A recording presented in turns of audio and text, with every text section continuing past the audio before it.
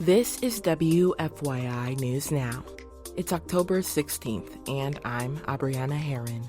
On today's show, President Donald Trump's border czar, Tom Homan, joins Indiana lawmakers to push immigration enforcement. Marion County Public Defenders have their first union contract. And for the first time in more than 150 years, Indiana University will no longer print the Indiana Daily Student. The dean of the media school says they wanted to make the publication more consistent with future media. He announced that hours after he fired the director of student media, Jim Rodenbush. Those stories coming up. But first, Indiana rewards its public colleges and universities for outcomes such as low-income youth enrollment and on-time degree completion. But the statehouse defunded that program, and universities won't see that money for at least 2 years. Still, former Commissioner for Higher Education, Chris Lowry, says the commission will continue to prioritize those goals. Lowry stepped down last week.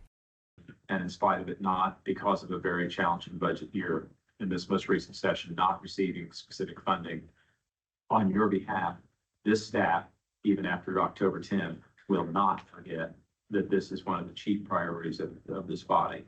The commission recently reported that the Indiana University system would have earned 59% of available funding for meeting those goals. Purdue was eligible for 32% and Ivy Tech 100%. Last year, those incentives brought an average of around $4 million to each of those systems. That made up around 1% of the state appropriations last year. President Donald Trump's border czar, Tom Homan, joined Indiana lawmakers Tuesday to push immigration enforcement. Attorney General Todd Rokita called for the state's need to take further action. Every state is now a border state, so all of us need to get involved. We don't have time to waste, and we can't afford to fail to act for a second session in a row. Rokita and other state officials called for the renewed push for legislation that would require local law enforcement agencies to comply with detainer requests. The requests extend the amount of time someone would be held, so Immigration and Customs Enforcement could take them into custody. Last session, it passed out of the House, but stalled in the Senate. Homan shared his support of the measure. This is going to make our communities that much safer. Every day, ICE agents are out there arresting public safety threats and national security threats. During the event, people gathered outside the State House to protest Homan's visit. Protest organizer Carla Lopez Owens is with the Indiana Latino Democratic Caucus. She says the protest stands against corrupt politicians that put profit over people. I question why Tom Homan is here. I question if it's to talk about policy or if it's to cut deals with Todd Rokita and with J.D. Prescott. Speakers urged those in attendance to keep showing up and advocating for immigrants in Indiana. The Marion County Public Defenders have their first union contract. Jill Sheridan reports the independent agency organized for better pay and improved conditions. Public defenders are attorneys that provide legal representation for people who cannot afford it. Legal staff that are employed by the local government may have higher caseloads and make less than private practice. The new contract comes with significant pay raises and other benefits.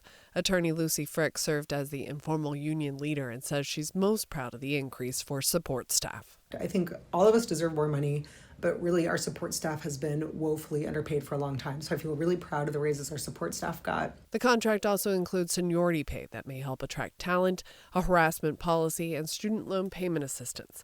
Attorneys in other states have unionized, but it's rare in Indiana. The group voted to ratify the contract earlier this month. I'm Jill Sheridan. And for our final story today. For the first time in more than 150 years, Indiana University will no longer print the Indiana Daily Student. The announcement comes on the same day it fired the director of student media. Ethan Sandweiss reports. The IDS newsroom was as busy as ever Wednesday, despite the news. Reporters had been rushing to meet a deadline for their special homecoming edition, a paper which now will never be printed. co-editor-in-chief Mia Hilkowitz. What drives someone to pick up our paper is not the homecoming guide. They can find homecoming content anywhere. They're going to pick up the paper when they see it on the newsstand and see a really good story they can't find other places. But those news stories might be why there won't be a physical copy of the IDS tomorrow. Media School Dean David Tolchinsky announced last night the campus leadership decided to end print editions. He said the decision was made to offer, quote, experiential opportunities more consistent with future media. But he announced that hours after he fired the director of student media, Jim Rodenbush. Rodenbush refused to enforce a media school directive that those special editions contain no news unrelated to the theme. He told higher-ups that amounted to censorship. I am in a position where I can tell my editors that this is the thing that's been said to me, but then it then falls under their whatever they want to do is whatever they want to do. After IU paid almost $1 million of the IDS's debt, it limited printing to 7 themed editions per semester. The goal was to cut printing costs and staunch the paper's deficit. Rodenbush says he still doesn't understand why media school leaders chose to enforce rules on what news could be printed. He said leadership first gave him those directions in September. That was really the first time where it was communicated to me that there can't be news. And that this isn't something that we're just talking about, but this is like a thing. He relayed those orders to IDS editors-in-chief last week. We had heard almost like rumors that we would soon be directed to stop publishing news in our print paper, but the October 7th was kind of the first official thing in writing we received. Co-editor-in-chief Andrew Miller says media school officials never spoke to the editors directly. We've tried, but we haven't. Whenever we've brought up the issue of the special editions, it's kind of been danced around. Neither the media school dean nor campus leadership responded to WFIU's request for an interview. But in an emailed statement, Bloomington Chancellor David Reingold said ending the print paper was a financial decision, quote, concerning the medium of distribution, not editorial content. Associate Professor of Journalism Susanna Evan Comfort disagrees. Is that in line with journalistic ethics? Of course not.